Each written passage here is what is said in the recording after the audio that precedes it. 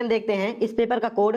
तो इसका कोड है 302DR। ठीक है, इस ये जो कोड है इस वाले पेपर को हम पूरा सॉल्व करेंगे। आपका कोड चेंज हो सकता है, तो लगभग क्वेश्चन सेम रहते हैं, कोड चेंज होने से ज़्यादा फर्क नहीं पड़ता है, लेकिन कुछ क्वेश्चंस आपको डिफरेंट अपने पेपर में देखने को मिल सकते हैं।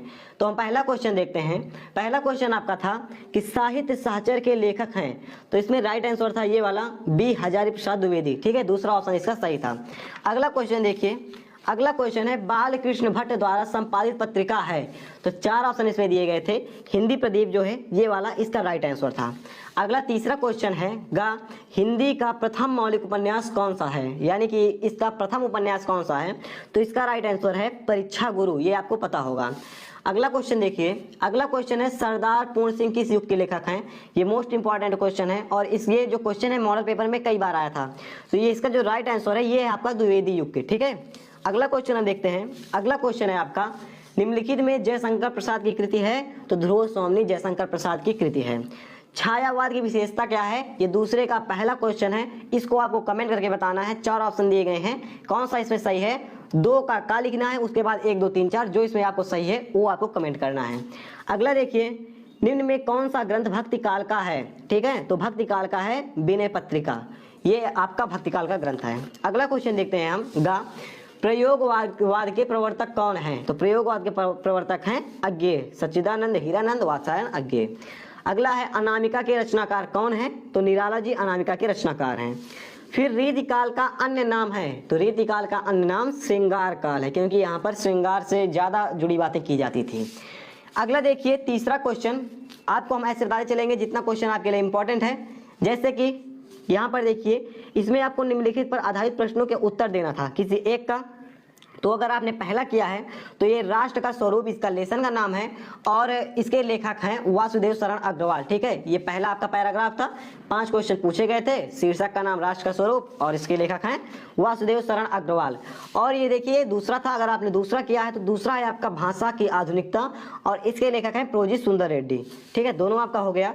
और इसके बाद देखिए चौथा है क्वेश्चन, इसमें आपको 2 पद्यांश दिए गए थे, दोनों पद्यांश में आपको संदर्भ लिखना था, यानी कि लेखक का नाम और पाठ का नाम लिखना था और इससे 4 क्वेश्चन पूछे गए थे, चारों को आपको आंसर लिखना था, 10 नंबर का था।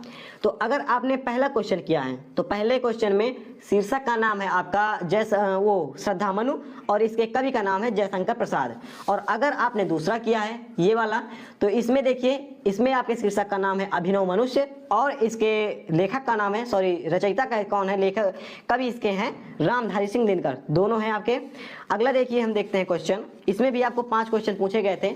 इसमें सबसे अच्छी बात मुझे ये लगी कि इसमें आपको सोचने के लिए व्यवस्था है, जैसे यूपीएससी वगैरह का होता है तो आपको इसमें सोचने के लिए चीजें दी जा रही हैं। इसके पहले क्या होता था, ऐसे रेखांकित कर देते थे कविता में और बोलते थे इसकी व्याख्या कीजिए, तो व्याख्या वाली सारी चीजें इस बार हट गई हैं, आपको सोचना पड़ेगा, उसके बाद आप इसको लिखेंगे। इसमें देखिए इसमें आपको कई सारे ऑप्शन मिल रहे हैं, वासुदेव शरण अग्रवाल जी का हमने लिखा है इसमें, तो इसको आप लिख सकते हैं। फिर जयशंकर प्रसाद का एकदम आसान था और जयशंकर प्रसाद और महादेवी वर्मा का जो जीवन परिचय है, साहित्यिक परिचय, ये जितने हमने मॉडल पेपर दिए थे लगभग सभी में इसका साहित्यिक परिचय आया था। जयशंकर प्रसाद 1890, 1937 और आंसू झलरना कामायनी, ये सारी इनकी रचनाएं हैं। ठीक है, अगला देखिए पंचलाइट, हमने आपको बोला था कि आप तैयार करके जाइएगा, पंचलाइट आएगा जरूर, पंचलाइट आया था, नायक का चरित्र चित्रण आया था यानी गोधन का, तो आपको गोधन का कर देना था इसमें। अगला देखिए हम, तो 7वें में देखिए हमारे यहाँ क्या है, हमारे यहाँ त्यागपति, आपके यहाँ रश्मि रथे, सत्य की जीत, कोई भी हो सकती है। तो त्यागपति में राज्यश्री का आया था, यानी हर्षवर्धन की बहन का। तो लगभग जितनी हर्षवर्धन की वो हैं चरित्र में विशेषताएं हैं वो भी इनमें है। जैसे दानी थी, ये बहुत दान करती थी, लगभग 5 साल पर ये हर्षवर्धन के साथ जाकर दान करती थी। उसके बाद सहनशील थी और ये जो है प्रजा प्रेमी थी। तो कई सारी विशेषताएं हैं, इसको आपको करना था और अगर आपने किया होगा तो आपको नंबर मिलेगा। ये क्वेश्चन कितने का था आपका, ये लगभग आपका था ये 5 नंबर का, तो अगर आपने किया है 3 नंबर आपको आसानी से इसमें मिल जाएगा। उसके बाद दिए गए गद्यांशों में किसी एक का संदर्भ सहित हिंदी अनुवाद लिखिए। तो ये पहला था इसमें, ये धन्य अयम भारत देशा यत्र समुन्नति जनमानस पावनी, तो ये था आपका संस्कृत भाषा या महत्वम का। ठीक है, और ये दूसरा था जातक कथा का। ठीक है, ये दोनों आपके थे, हमने आपको बोला था कि आप जातक कथा तैयार कर लीजिएगा, वहां से आ जाएगा, जो कि आपका आ भी गया है। इसके बाद ये था आपका ना चौर्यहारम ना चा राज्यहारम, तो ये देखिए बहुत ही इंपॉर्टेंट था। मैंने आपको बोला था सुभाषित रत्नावली आपको तैयार करके जाना है और वहीं से आपको आया था। इसमें संदर्भ सहित हिंदी अनुवाद करना था। तो इसका संदर्भ क्या हो जाएगा, प्रस्तुत श्लोक हमारी पाठ्य पुस्तक के संस्कृत खंड में उपस्थित या संस्कृत खंड में उपस्थित सुभाषित रत्नावली नामक शीर्षक से उद्धृत है।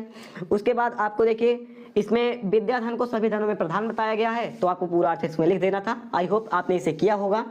उसके बाद देखिए ये क्वेश्चन है, निम्नलिखित मुहावरों और लोकोक्तियों में से किसी एक का अर्थ लिखकर वाक्य में प्रयोग कीजिए। अंधे की लाठी होना एकमात्र सहारा, ठीक है, ये एकदम सिंपल था। उसके बाद देखिए ये था तथा धन इति, तथेति का क्या होगा, तथा धन इति, ये बा वाला हो जाएगा। उसके बाद मधुवरी का मधुधन अरि हो जाएगा, ये वाला है, सा वाला है इसमें। हरिधन हरिश्चेते का हो जाएगा, हमने लगाया है डी वाला, आपने कौन सा लगाया है ये आप हमें कमेंट करके जरूर बताइएगा। उसके बाद था राजानम, राजानम था द्वितीय एक वचन, ये देखिए राजानम और द्वितीय एक वचन, ये इसका राइट आंसर था। सरित्सु था, तो इसका जो राइट आंसर था ये होता है आपका सप्तमी बहुवचन, ये वाला इसका राइट आंसर था। उसके बाद अंश, अंश इसका क्या आंसर है आप हमें कमेंट करके जरूर बताइएगा, हम देखेंगे कि आपको कैसा आता है, यानी आपने कितना नंबर किया है। उसके बाद था आपका बात वात, यहाँ से देखिए बात वात, तो जो बात का था वो था आपका विचार और वात मतलब विकार होता है। अगला क्वेश्चन देखते हैं हम, जिसका कोई शत्रु पैदा ना हुआ हो अजात शत्रु हो जाता है, जो बहुत कुछ जानता हो बहुज्ञ होता है, सर्वज्ञ नहीं होता है, बहुज्ञ होता है, ठीक है। उसके बाद दो वाक्यों को यहाँ पर आपको शुद्ध करना था। मैं भोजन कर लिया हूँ, इसको आप लिख सकते हैं मैं भोजन कर चुका हूँ, या फिर मैंने भोजन कर लिया है। और ये वाला आप लिख सकते हैं मैं कलम के साथ लिखता हूँ, कलम के साथ नहीं भैया, मैं कलम से लिखता हूँ, ठीक है, ये आपका हो जाता है। अगला देखते हैं हम, ये इसमें एक डिफरेंट दे देते हैं क्वेश्चन कि रौद्र रस या भयानक रस का आप अस्थायी भाव लिखकर उदाहरण लिखिए। तो भयानक रस का अस्थायी भाव होता है भय, और इसका जो उदाहरण है ये हमें नहीं पता है। अगला देखिए रूपक अलंकार की आपको परिभाषा लिख दी थी, जहाँ पर उपमेय का उपमान में भेद रहित आरोप होता है वहाँ पर रूपक अलंकार होता है, और इसका उदाहरण चरण कमल बंदव हरिराई। चौपाई छंद और कुंडलिया, इसको आपको लिखना था, ये बहुत ही एकदम आसान था। उसके बाद देखिए आपको दैनिक पत्र के संपादक में, ये मतलब कि आपके यहाँ संक्रमण फैल रहा है, कोरोना आप बता सकते हैं कि संक्रमण फैल रहा है, तो आपको बोलना था दैनिक पत्र के संपादक को कि वो जो है आपके स्वास्थ्य अधिकारी को ऐसा पत्र अपने पेपर में ऐसा पत्र लिखे जिससे स्वास्थ्य अधिकारी उसके प्रति आकर्षित हों और जो है आपके यहाँ आए दौरा करें, ठीक है, मतलब कि आपकी समस्याओं को सॉल्व करें। और लास्ट में आपको एक निबंध मिल गया था, इसको आपको कर लेना था, यहीं पर आपका पेपर समाप्त होता है। आपने कितने नंबर क्वेश्चन आपको अपने पेपर में सही किए हैं आप हमें कमेंट करके जरूर बताइएगा।